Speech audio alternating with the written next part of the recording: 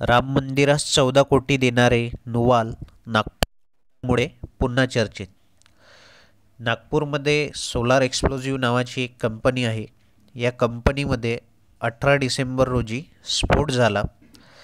त्यामुळे हे सत्यनारायण नुवाल जे आहेत ते पुन्हा एकदा चर्चेत आले आहेत.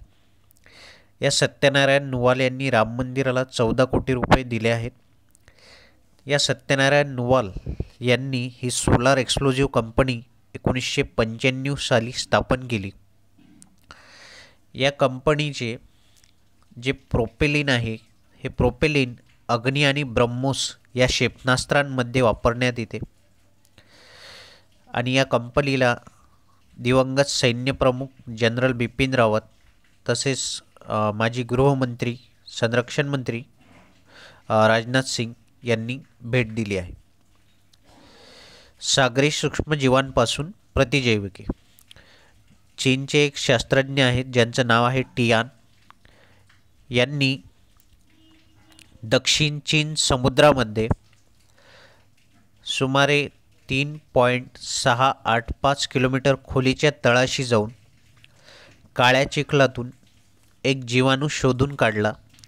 या जीवाणूचे नाव आहे मरिनो ॲक्टिनोस्पोरा थर्मोटॉलरन्स. मरिनो ॲक्टिनोस्पोरा थर्मोटॉलरन्स नावाचा हा जीवाणू दक्षिण चीन समुद्रातून जवळजवळ 3.685 किलोमीटर खोलीच्या तळाशी असलेल्या काळ्या चिखलातून शोधून काढला. आणि या शास्त्रज्ञाचे नाव आहे टियान. या जीवाणूपासून तयार करण्यात आलेले मर्थीया पेप्टाइड ए नावाचे प्रथिन म्हणजे प्रोटीन हे शुद्ध स्वरूपात मिळवले आणि या प्रथिनापासून रोगजंतूविरोधात काम करू शकते हे त्यांनी प्रयोगशाळेत दाखवून दिले. हे आहेत Satyanarayan Nuwal solar explosive company Nagpur.